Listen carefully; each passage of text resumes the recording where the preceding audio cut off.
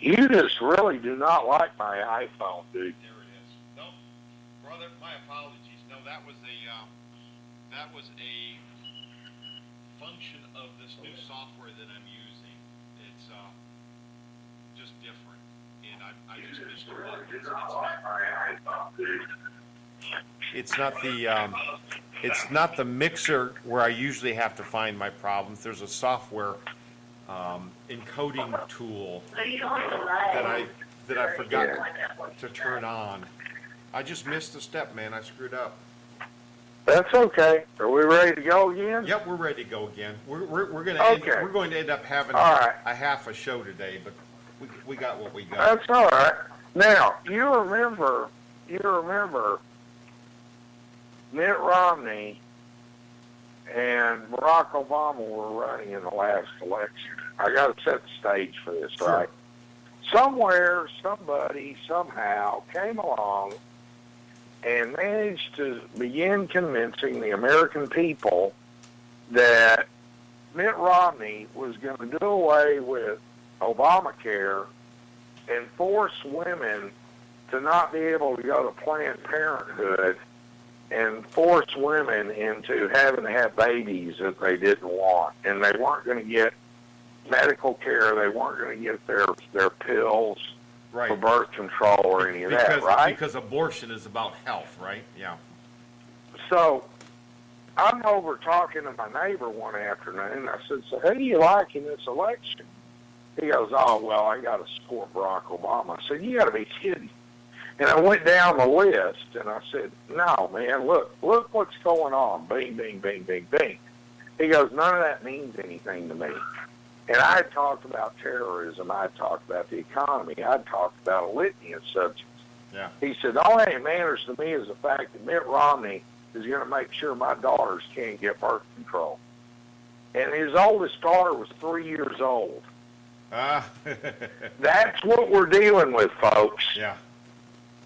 That is the mentality of the average liberal voter. Yep. They do not care about anything except what is pertinent to them. They don't care about the country. They don't care about terrorism. They don't care about borders. They don't care about anything except, am I going to get my education paid for? Yeah. Am I going to get my free birth control? Am I going to get my food stamps? That's all they care about. And that's what we're battling. And if you don't think that that means anything, 50% of this country today fits that criteria. 50%. Obama has set this nation up to vote Democrat for generations to come. Yep. And the Republicans cannot campaign on, we're going to do away with your free this or your free that, because if they do campaign on that, it means instant death. Yeah. Political death. Yep. And that's what the whole mass flood of immigration was all about, getting more people over that will eventually vote for Democrats. Well, that's correct. No, Obama's doing exactly what needs to be done to perpetuate, and it's not Democrat anymore. Let's be realistic. Right. This is socialism and progressivism and Marxism. Yep. I say Marxism because he took over the auto industry Yep. and the insurance industry and several other industries. And that, by definition, is Marxism. Sure it is. And he'd take over more if he could figure a way to do it. So where are we at today? Well, where we're at today, the only salvation that I can see, because let's be real, Rubio's owned by PACs, Cruz is owned by PACs. All these guys are owned by PACs at one level or another. And my snow just keeps getting deeper out here. It's put another inch or two down since you and I started talking. Wow. Anyway. Do me a favor, send me some pictures of your front yard later today. Okay. All right, do that. It's deep. Anyway, or it's getting deeper, I'll put it to you that way. the only chance we really have, due to the fact that these candidates are owned by lobbyists, which are the real culprits in all this, more so than the super PACs. Yep. The only thing super PACs do is help you with getting elected, and but they can go and have influence and say, you're going to be running again next year. Do you want to cooperate with us? This is what we want, type thing. But it's mainly the lobbyists that are so detrimental because they just spread money around and they get what they want by doing this. Well, Donald Trump's not owned by a lobbyist. He is his own lobbyist. And he's our only salvation. And I'm firmly convinced that if this man does not get elected, we're doomed. We'll never see another Republican elected because he can actually go in and undo some of this and set this back up where it was, and we can sort of get back to some semblance of normality in this country. Yeah. If we don't get him, and he doesn't do that, we won't see another Republican elected.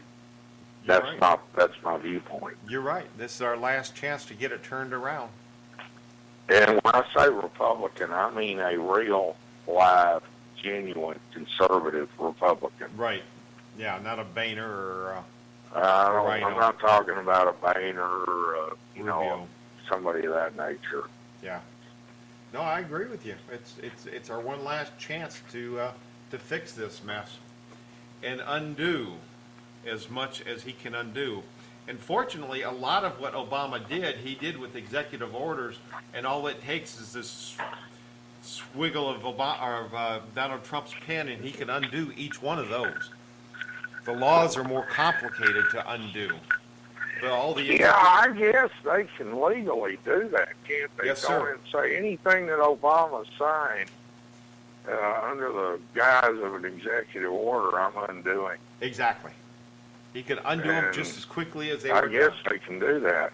And what's the deal with the AR-15 shells? I'm seeing things flying around the internet that he has banned these or is trying to ban. Where are we at with that and what's going on? like I said, I've been offline for about 5 days now. It was a relaxing, nice thing, but I caught bits and pieces. This went around about 1.5 years, 2 years ago, and it isn't. They say it like it's the end. You're not going to be able to buy ammo for the AR-15 anymore. There are a couple of rounds, if this is the same story, and I believe it is, there are a couple of rounds that are like armor-piercing rounds that will no longer be able to be bought. The old they're labeling them as cop killers. That's it. They're That's it. They're armor piercing. And that's all this is. It's not all ammo. Should it be banned? Probably not, because a lot of the bad guys are wearing armor as well. You kill a cop, you go to prison for the rest of your life. That's the penalty for it. That makes it a I don't deterrent. personally, not to sound liberal, I don't have a problem with banning things that pierce body armor and things like that. Our cops are already outgunned enough. Yep. They don't need somebody that can shoot them dead, even though they're wearing flak jackets and stuff. No, I'm with you on it. I'm with you on it. It's not that big of a deal. Here they're shooting pistols, and the bad guys are shooting AK-47s.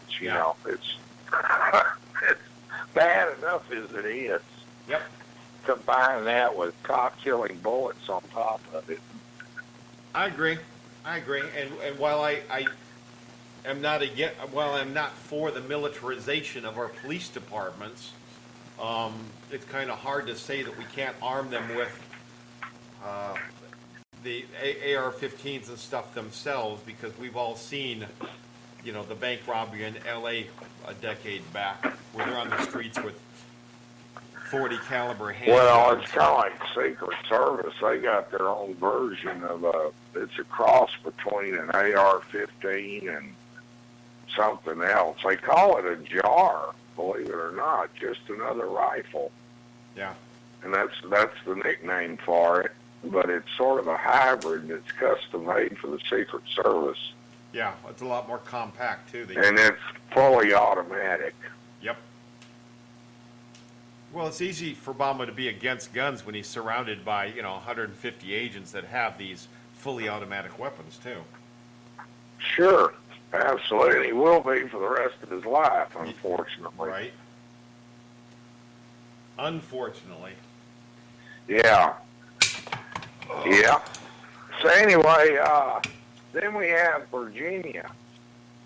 Jeb has gone to Virginia and managed to get the Republican Party of Virginia largely in his corner. Wow. He managed to get your biggest Republican donors in the United States are headquartered out of Virginia. Some of them are. And where's some of the biggest donors? Where's Virginia on the caucus list or the primary list? Is it 4 or 5? I don't know when they are, to be honest with you. Oh, okay, it's not one of the early. But it's Jeff not one of the early managed six. to round these guys up, get their endorsements, and get their money. Huh. Now, he And doesn't Donald need. tweeted out about that the Republican Party of Virginia just shot themselves in the leg. And I'm inclined to agree with him. Yeah.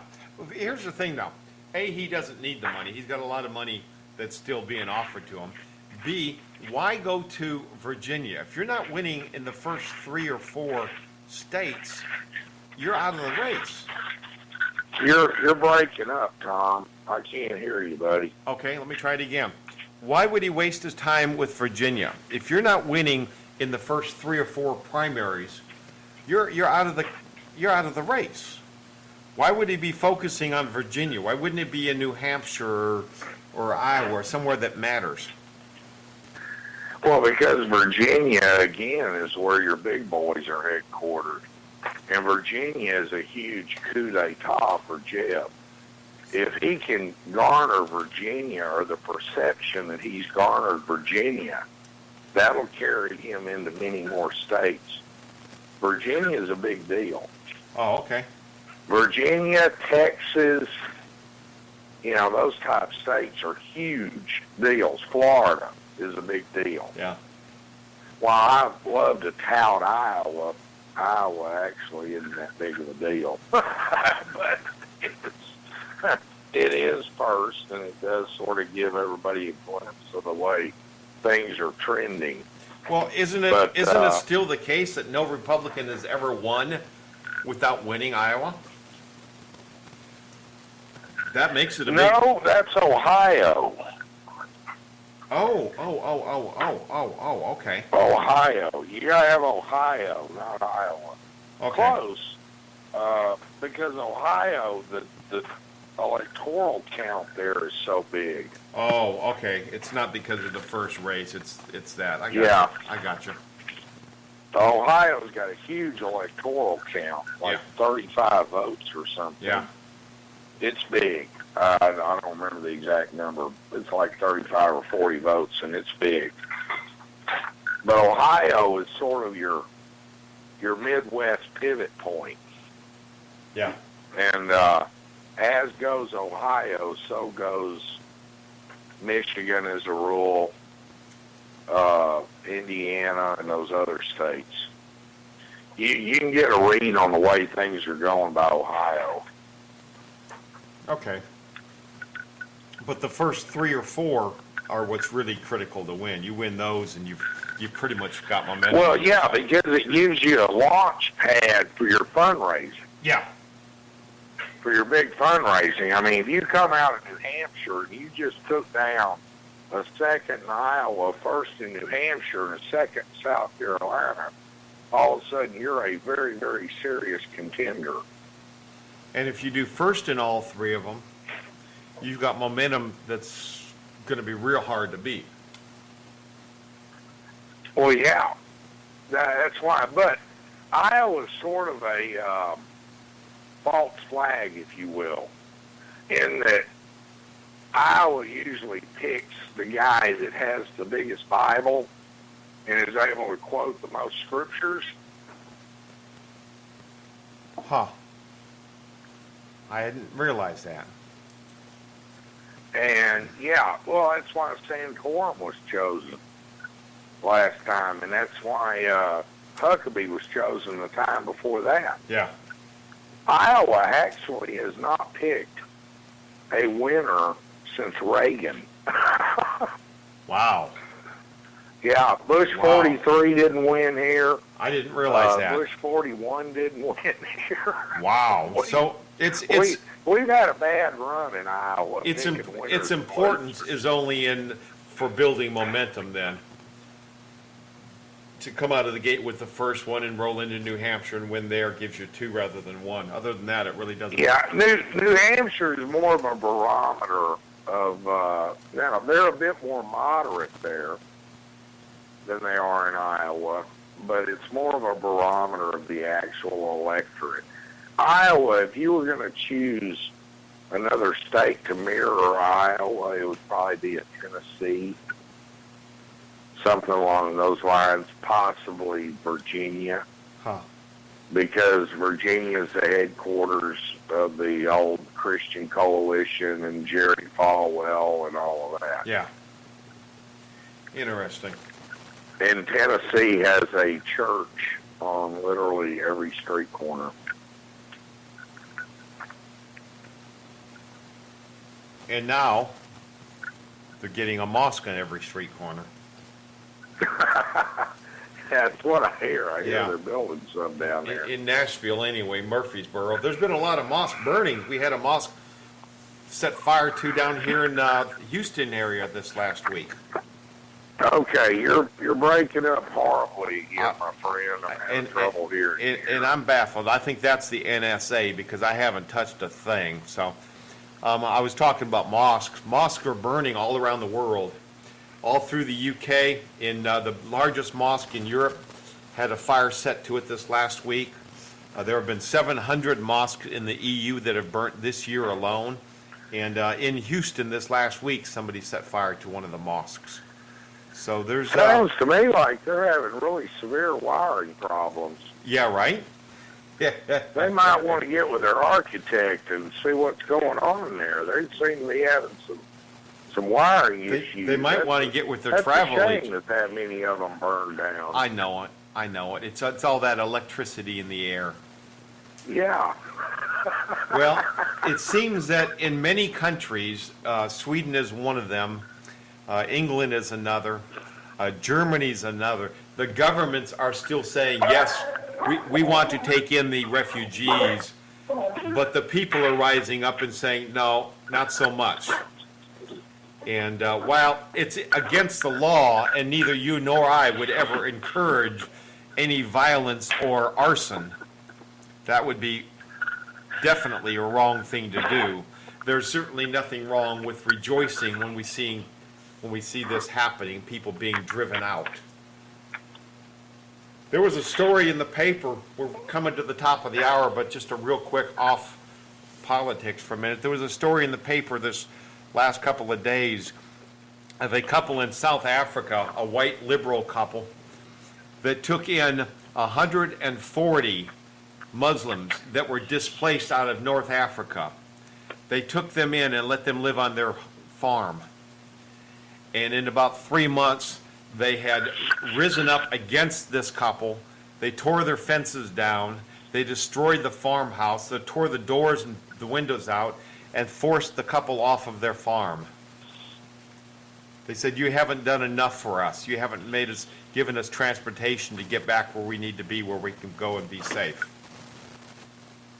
So, yeah, I saw that on Facebook, and that's just absolutely stunning.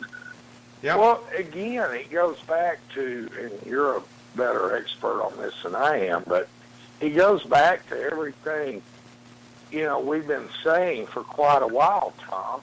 These people are not interested in equality. They are interested in domination.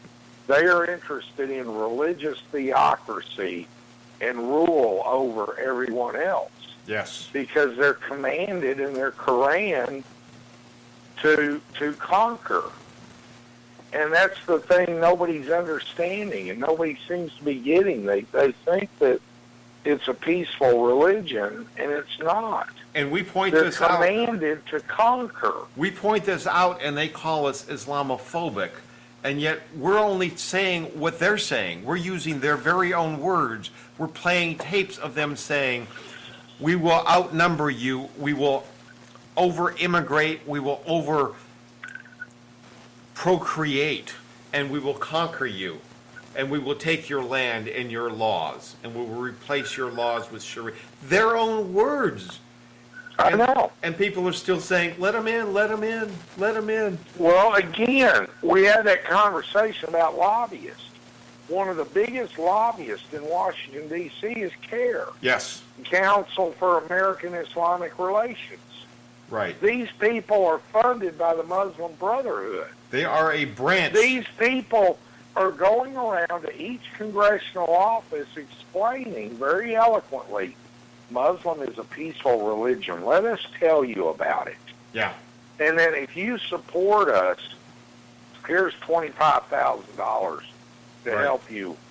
You can do with it as you may. You know, go buy a new car, right? whatever, and they hand them an envelope. And that's what's going on, people. CARE has infiltrated Capitol Hill. Yep.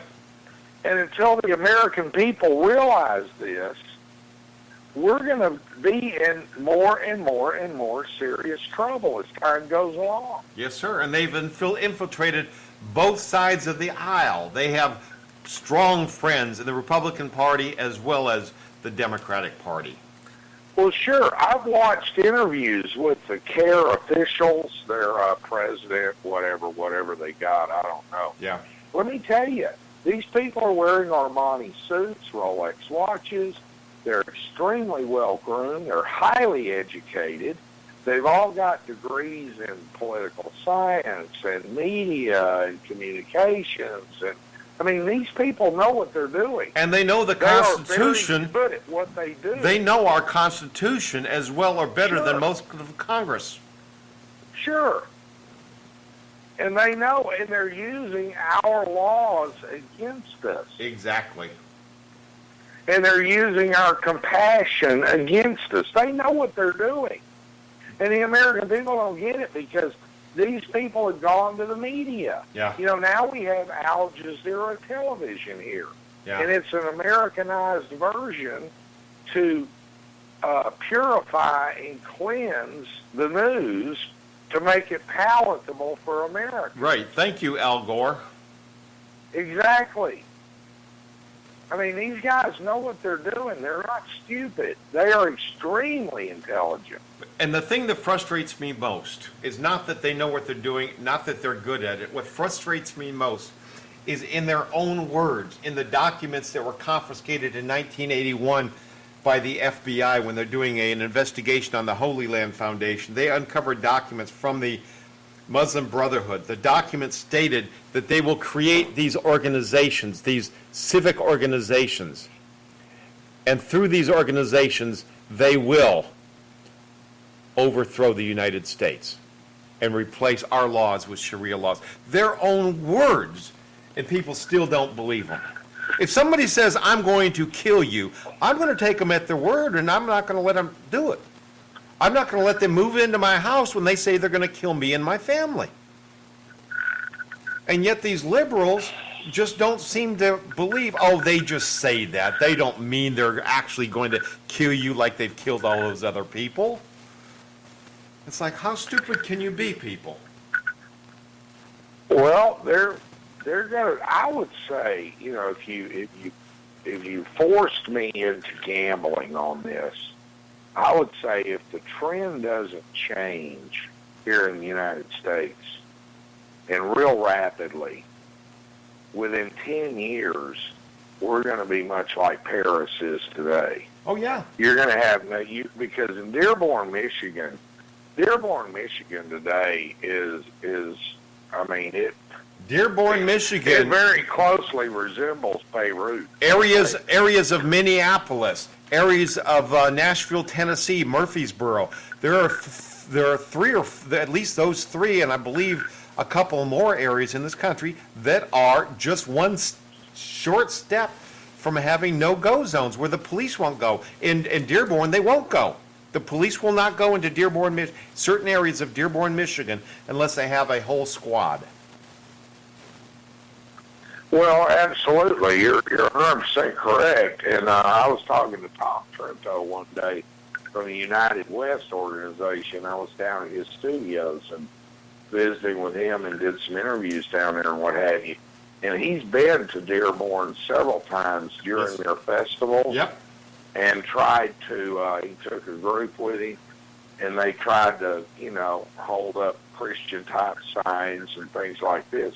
The police forced them to leave for their own safety because they were getting rocks thrown at them, bottles. And they were actually arrested. I don't know if Tom was roped into it or not, but the people he was with was actually arrested for disorderly conduct when all they were doing was standing there talking about the Bible. Yeah. They were getting chairs and rocks thrown at them. The police ignored it, and then escorted these people out for disorderly conduct and arrested them, pulled them over and arrested them down the street. Yeah. So it's and that, they won that lawsuit, by the way, the Christians did. But nonetheless, it's something that people have to wake up, or we will be an Islamic country. I'm going to get him. I'm going to try to get him to give you a call one day, and you need to visit with him. He's running for the U.S. Congress, 5th District. Oh, I didn't know that. Of Michigan. I didn't know that. Tom Trento. Terry Whitney. Yeah.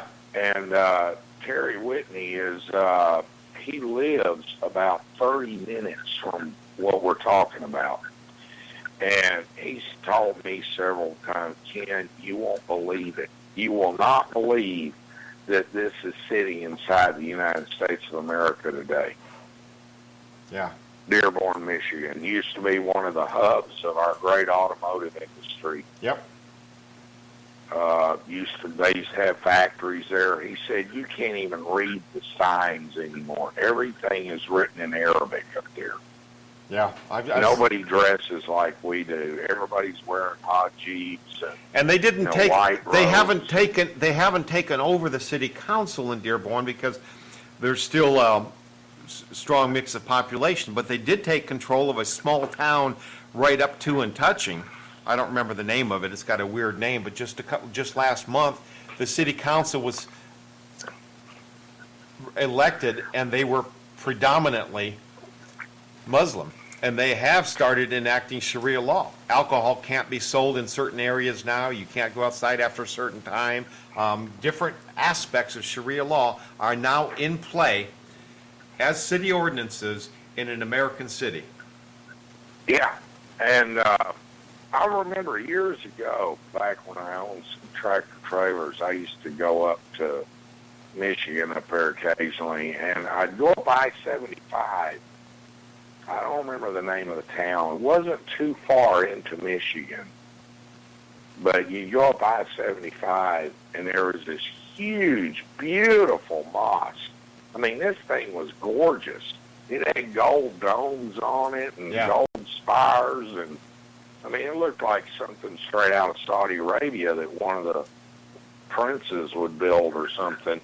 I mean, this thing was massive. I bet you it held 5,000 people inside of it. Yeah. And one of the biggest churches I've ever seen. And it had all these wings off of it. I guess they're classrooms or whatever. But at any rate, and I often wondered, how did that thing get built here? Right. Why did they build it? And I can remember back in 1995 driving by that thing. 97, wondering, who built this? Yeah. Well, we've got more mosques in Texas than any other state right now, and that just tears my heart apart. Really? The great state of Texas? Yep. And the FBI has done a survey of mosques around the country, and this was last year, I believe, or early this year, and 85% of the mosques promoted violence and racism. If not in their actual speeches or, prayer meetings, then in the literature they hand out. Well, yeah, because it's 85% of them. in their scriptures. I'm calling them scriptures. I don't know what they call them. Yeah. It's in their book. It's in their holy book, what they refer to as a holy book. It's in their book 109 times. I've said this before. Yep. Jan Morgan taught me that, and she's sort of a Pamela Geller with an AR-15. Yep. And, Absolutely. She's wicked, and she knows her Islam. She's studied this for years. She was a network anchor for 23 years, so she's done her research. She knows what she's talking about. Yep. And she's told me it's 106 or 109 times in the Quran that Muhammad calls for our death. Yep. He tells them how to kill us. And they take it very literally. They don't... Yeah, he tells them to burn us at the stake, drown us, chop our heads off, I mean, the whole bit. And that's why they're doing what they do. Absolutely. Absolutely. Brother, we're at the top of the hour. It's been My pleasure. It's been a delight. I hope you have a safe and enjoyable new year. I look forward to having you as part of the show throughout 2016. My apologies to you. Well, thank you, sir. It's an honor as always, and it's a pleasure to be here. And root for the Iowa Hawkeyes in the Rose Bowl, please. Will do. And my apologies to both you and the listeners for missing that one button that was so important to the first part of our show. But we won't let that happen again. Okay, not a problem, sir. You have a great new year, my friend, and to all the Patriots out there, God bless. You guys be safe, and we'll see you next year. All right, brother. Take care. Bye-bye now. And that, my friends, is the top of the hour. This has been the Patriot Radio Show with Tom O'Halloran and my good friend Ken Crow. Again, my apologies that we only have half of the show for today. We won't let that happen again. Have a blessed new year. Be safe. And we'll talk to you. Oh, we will be off the air this Thursday, New Year's Eve. We'll be off the air Friday, New Year's. And so we'll be here for tomorrow and Wednesday, and then we'll be back again next Monday for a full show, not this half show kind of thing. Thank you, Daisy Donovan, for helping point out the fact that we weren't really on the air for the first 30 minutes. God bless you and yours, America. This is Tom O'Halloran, and I'm out.